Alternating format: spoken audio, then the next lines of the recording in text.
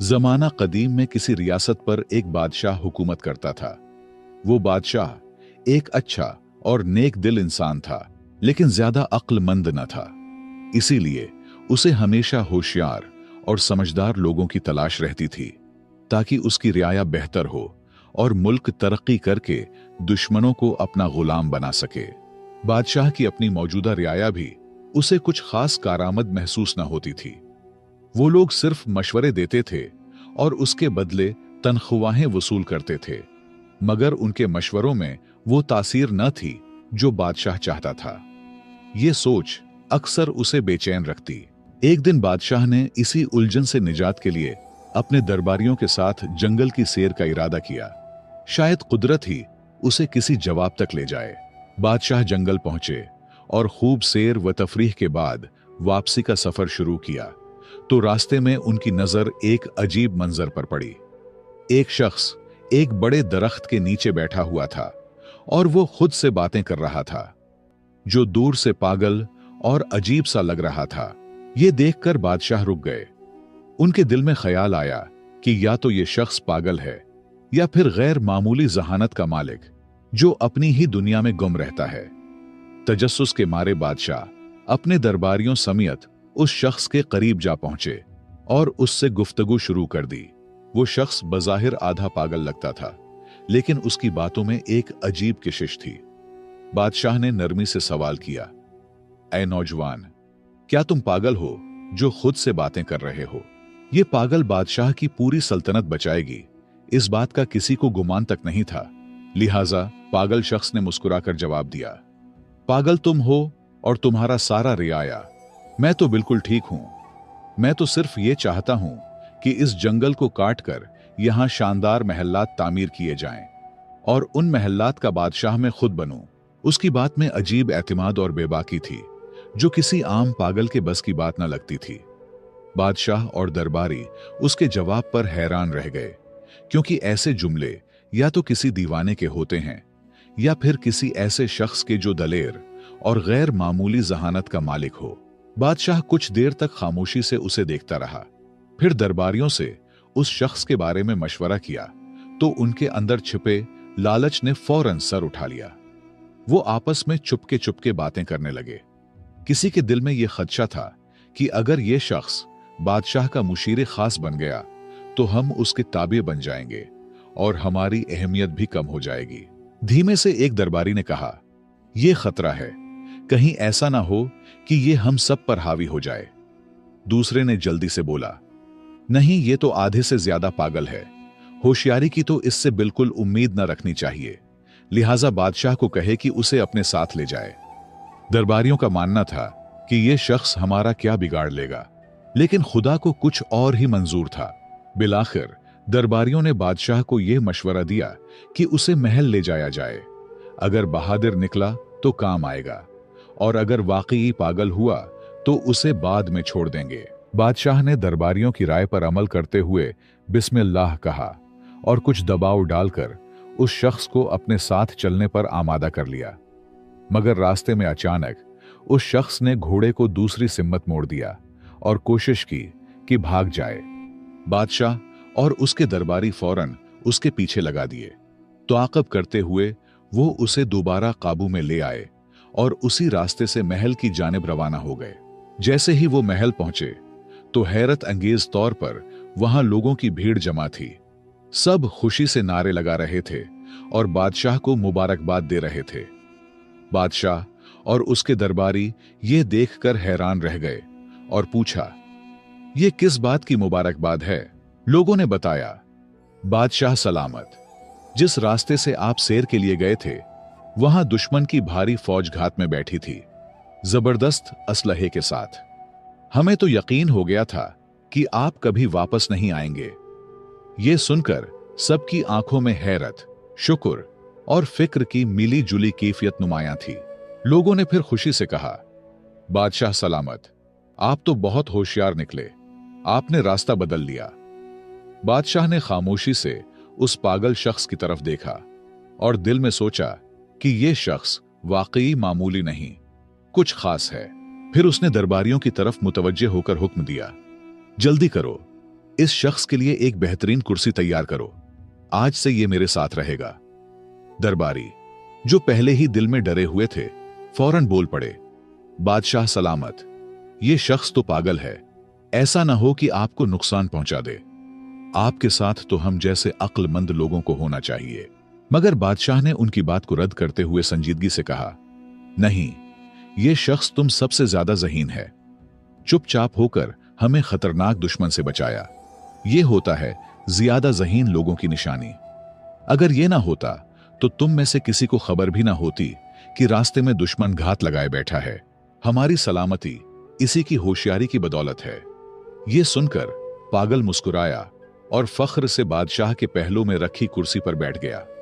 मगर इस लम्हे से महल में एक नया तनाजा जन्म लेने लगा। दरबारी, जो सदियों से नस्ल दर नस्ल उन कुर्सियों पर बैठते आए थे, किसी सूरत ये गवारा न कर सके कि एक अजनबी, और वो भी पागल कहलाने वाला, उनके बराबर आ बैठे। वो दिल ही दिल में जलने लगे और उस शख्स के खिलाफ साजिशों का जाल बनने लगे। लेकिन जिसे अल्लाह ताला इज्जत अता करे, उसे दुनिया की कोई ताकत गिरा नहीं सकता। इज्जत व जिल्लत का इख्तियार सिर्फ उसी के हाथ में है। ये कहानी सुनकर आपका अल्लाह की कुदरत पर यकीन और भी पुख्ता हो जाएगा।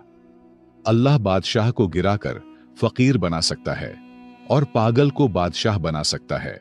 और जब वो किसी को बुलंद करना चाहे तो दुनिया की सारी साजिशें नाकाम हो जाती हैं।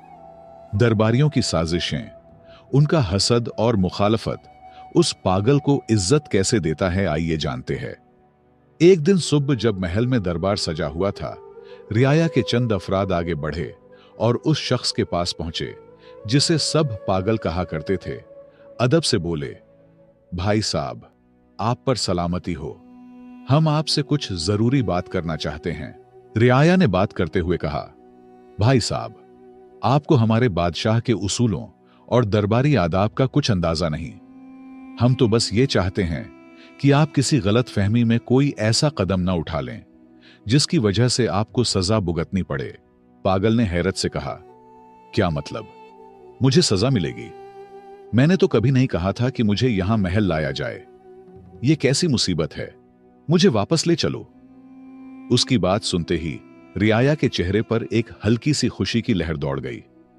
उन्हें लगा कि उनकी चाल कामयाब हो रही है, लेकिन बादशाह की डर से उसे डराकर महल से निकाल नहीं सकता, बल्कि नरमी से अपनी बात मनवाने की कोशिश करते हुए बोले, भाई साहब, आपको अंदाजा नहीं है कि अगर आप हमारी बात मानेंगे तो आपको क्या कुछ मिल सकता है।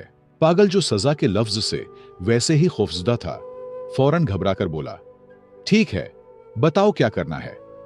मौका देखकर एक मुशीर, जो खुद बादशाह का करीबी मुशीर खास था और जिसकी कुर्सी अब उस पागल के जेर कब्जा थी, आगे बढ़ा और मौकारी से बोला, हमारे दरबार की रिवायत है कि दरबार का आगाज तभी होता है जब कोई शख्स बादशाह को थप्पड़ मारे या कोई ऐसा अमल करे जिससे दरबार बेदार हो जाए।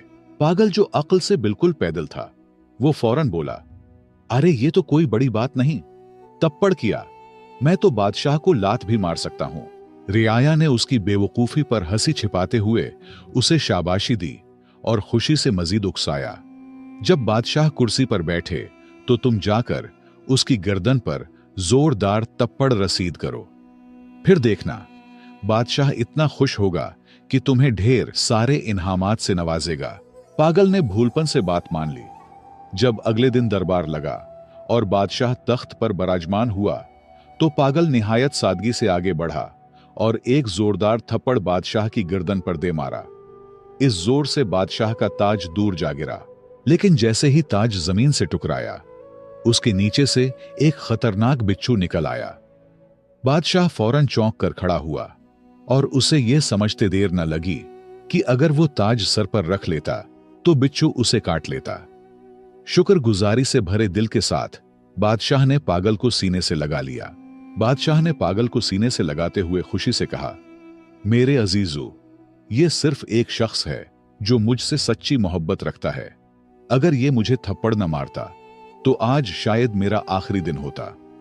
बादशाह के हुक्म पर पागल के लिए एक शानदार दावत का एहतिमाम किया गया और साथ ही उसे एक खूबसूरत महल भी इनाम में दे दिया गया। रियाया, जो पहले ही उससे हसद में मुब्तला थे, अब और भी परेशान हो गए। उनके दिलों में खौफ बैठ गया कि अगर यूं ही सिलसिला चलता रहा तो ये पागल उन सब की कुर्सियों का वारिस बन जाएगा। चुनांचा वो आपस में सरगोशियां करने लगे, यार ये बंदा तो बहुत तेजी से ऊपर जा रहा है, कुछ करना पड़ेगा, वरना हमारी सब इज्जतें और रुतबे खत्म हो जाएंगे। दूसरी तरफ वो आधा पागल दिल ही दिल में सोच रहा था, ये रियाया तो वाकई बड़े सच्चे और हमदर्द लोग हैं। देखो कितना जबरदस्त मशवरा दिया था। खुशी खुशी उसने दिल में फैसला कर लिया कि अब से जो भी ये लोग कहेंगे वही मानूंगा। अगले दिन रियाया दोबारा मशवरा करके उस पागल के महल पहुंचे। वो सब अंदर से तप रहे थे, मगर जाहिरी चेहरों पर मुस्कुराहट सजाए बैठे थे। एक मुशीर ने नरमी से बात शुरू की, भाई साहब, कल की तरकीब कैसी लगी? अगर आप थप्पड़ न मारते तो बादशाह आप पर शक करता और शायद आपको सजा भी हो जाती। पागल, जो अब इत्मीनान से महल में रह रहा था, मुस्कुराकर बोला, हाँ बिल्कुल, आप लोग बहुत अच्छे हो, आपकी तरकीब ने मेरी किस्मत बदल दी।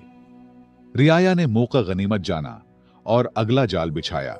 लेकिन यह तो सच है कि जिसे अल्लाह रखे उसे कौन चखे। जितना मर्जी आपके खिलाफ कोई साजिश करे, लेकिन अगर तुम सच्चे हो और अल्लाह तुम्हारे साथ है तो कोई कुछ नहीं बिगाड़ सकता। रियाया ने पागल को मुखातब करते हुए कहा, अब एक और बात सुनो। सुबह जब दरबार लगे और बादशाह कुर्सी पर बैठने लगे तो तुम फौरन उसकी कुर्सी पीछे से खींच लेना। देखना, तुम्हें आधी बादशाहत मिलेगी। यह काम आसान नहीं, लेकिन तुम तो बहादुर हो, कर लोगे। पागल जल्दी से बोला, एक क्या, मैं तो 2 कुर्सियां भी खींच सकता हूं। रियाया हस्बे मामूल उसे शाबाशी देते हुए रुखसत हुए और सुबह दरबार में वही हुआ जिसकी उन्होंने पागल को करने को कहा था। जैसे ही बादशाह तख्त पर बैठने लगा, पागल ने मौका देखकर कुर्सी पीछे खींच ली, मगर बादशाह ने खुद पर काबू रखते हुए गिरने से पहले संभल कर खड़ा हो गया। जब उसने पीछे मुड़कर देखा तो हैरान रह गया कि कुर्सी का एक पांव अंदर से पहले ही टूट चुका था। बादशाह ने फौरन पागल की तरफ देखा, उसे गले लगाया और बुलंद आवाज में सबके सामने कहा, देखो ये शख्स कितना होशियार और वफादार है। अगर ये ना होता तो मैं कुर्सी समेत जमीन पर गिरकर जख्मी हो जाता। फिर उसे तमगा इम्तियाज देकर अपने फौज का जर्नेल मुंतखब कर दिया और दरबार में एक बार फिर उसकी बहादुरी की दाद दी गई। ये देखकर रियाया सर पकड़कर रह गए। वो जो हर बार उसे गिराने आते, उसी की इज्जत में इजाफा होता रहा। अब वो तंग आकर एक दूसरे से कहने लगे, यार ये कैसी मुसीबत है। हम तो चाहते हैं कि उसे सजा हो, बादशाह नाराज हो और वो फांसी चढ़े, मगर ये हर बार बाजी मार जाता है। अब मामला हाथ से निकलता देखकर मुशीरों ने एक गहरा मंसूबा बनाया, ऐसा मंसूबा जो पूरी सल्तनत को हिलाकर रख सकता था। सबने मिलकर फैसला किया कि वो पड़ोसी बादशाह से खुफिया राब्ता करेंगे, उसे जंग पर उकसाएंगे और वादा करेंगे कि हम तुम पर हमला करेंगे। लेकिन बादशाह को इत्मीनान दिया गया कि रियाया सब आपके साथ है, सब हम संभालेंगे, बस तुमने सिर्फ हमारे जर्नील को मारना है, बाकी सब कुछ हम पे छोड़ दे। रियाया ने यह साजिशी खत भेजा और दूसरी बादशाहत की जांच पड़ताल के बाद वो राजी हो गया। अब रह गई सिर्फ एक बात, अपने बादशाह को जंग पर आमादा करना। चुनांचा रियाया ने अपने चंद आदमी जख्मी कर लिए और बादशाह के सामने आकर कहने लगे, बादशाह सलामत, हम कब तक सब्र करें? अगर कल आपको कुछ हो गया तो पूरी सल्तनत रोएगी। दुश्मन हमला आवर हो रहा है, हमें अभी फैसला करना होगा। मुख्तसर ये कि बादशाह ने जंग की ढूल बजा दी और अपने फौज को रियाया समेत जंग के लिए रवाना कर दिए। अब लश्कर का सिपा सालार पागल है, लेकिन सब मिलकर भी पागल का कुछ नहीं कर सकता, सिर्फ पुष्ट पीछे हंस रहे थे। जब वो दुश्मन मुल्क की सरहद पर पहुंचे तो वहां की फौज पूरी तैयारी के साथ मौजूद थी। दोनों जानिब की अफवाज जब जंगल में दाखिल हुए तो पागल ने हुक्म दिया, सब रुक जाओ, सबसे पहले मैं बादशाह से खुद लड़ूंगा। चूंकि वो कमांडर था, पूरी फौज रुक गई। पागल ने जोर से आवाज दी, ए बादशाह बाहर आ। दुश्मन बादशाह आया और दोनों जंगल के बीचों बीच आमने सामने खड़े हो गए। अचानक एक खूंखार शेर झाड़ियों से निकला और दुश्मन बादशाह पर हमला कर दिया। पागल, जो असल में सिर्फ तलवार चलाना चाहता था, दिल में कोई जाती दुश्मनी नहीं रखता था, फौरन आगे बढ़ा और शेर से लड़ने लगा। एक सख्त जंग के बाद उसने शेर को मार गिराया और बादशाह को जख्मी हालत में उठाकर लाया। दुश्मन बादशाह खून से लथपथ था, लेकिन जिंदा बच गया। अपनी फौज को देखकर इस बादशाह ने कहा, नहीं, लड़ाई नहीं होगी। मैं उस कमांडर को माफ करता हूं, उसने मेरी जान बचाई है। यह निहायत बहादुर और होशियार शख्स है। हम जंग नहीं चाहते। हां, जो रियाया उसके साथ आए थे उन्हें गिरफ्तार करके कैद में डाल दो। यह सुनकर पागल ने फौरन तलवार निकाली और गर्ज कर बोला, खबरदार, अगर किसी एक मुशीर को हाथ लगाया तो। बादशाह ने उसकी वफादारी देखकर दिल ही दिल में कहा, क्या कमाल का बंदा है, दुश्मनों को बचाता है और खुद को भूल जाता है। अब पागल का चर्चा पूरी रियासत में होने लगा। उसकी बहादुरी और सच्चाई ने सबके दिलों को जीत लिया। यहां तक कि बादशाह ने उसे अपनी बेटी के निकाह में दे दिया। रियाया, जो पहले ही अंदर से जले बैठे थे, ये मंजर देखकर चुप तो रहे, लेकिन हर कदम पर जिल्लत का बदला उनका मकसद बन गया। अब तो दोनों रियासतें एक बनने लगे। दोनों की दुश्मनी दोस्ती में बदल गई। लेकिन रियाया ने एक और नया जाल बनने का फैसला किया। एक दूसरे से कहने लगे, अगर इस पागल को हमने न रोका तो कल हम सब उसके गुलाम बन जाएंगे। उसे खत्म करना जरूरी है। सब ने एक जबान होकर हां कर दी। लेकिन उनमें एक बूढ़ा मुशीर भी था, तजर्बाकार और दिल का नर्म। उसने बड़ी कमाल की बात कर दी। वो उठा और निहायत संजीदगी से बोला, दोस्तों, मेरी बात गौर से सुनो। दुनिया में हर शख्स को अल्लाह ने एक खास मकाम, हैसियत और सिफत अता की है। और याद रखो, जिसे अल्लाह इज्जत देता है, दुनिया की कोई ताकत वो इज्जत छीन नहीं सकती। अगर तुमने उसे मार भी दिया तो याद रखो, उसकी इज्जत और भी बढ़ जाएगी। और अगर तुम ये समझ रहे हो कि उसके मरने से तुम्हें तुम्हारी खोई हुई कुर्सी वापस मिल जाएगी, तो तुम धोखे में हो। एक दिन सच सामने आ जाएगा और तुम सब अपने अंजाम को पहुंचोगे। लिहाजा अल्लाह की रजा पर रजा हो जाओ, इसी में हमारे लिए बेहतरी है। उसने सांस लिया और फिर नरमी से कहा, तुम सब सिर्फ एक बात समझ लो, वो बज़ाहिर पागल है, लेकिन अल्लाह ने उसे एक नायाब सिफत अता की है, किस्मत। अगर पूरी रियासत भी उसके खिलाफ हो जाए तो वो अकेला ही जीत जाएगा। लिहाजा उससे उलझने के बजाय खुद सच्चाई इख्तियार करो। सारे रियाया ने अपने हसद पर तौबा किया और कुछ वक्त बाद पागल वफात हुआ और रियाया फिर से अपने रुतबों पर फायज हुए। तो दोस्तों, ये कहानी बज़ाहिर एक फनी कहानी लगती है, लेकिन इसमें एक हकीकी सच छुपा है जैसे हमें तस्लीम करना होगा, और वो है सच्चाई, किस्मत और अल्लाह का करम।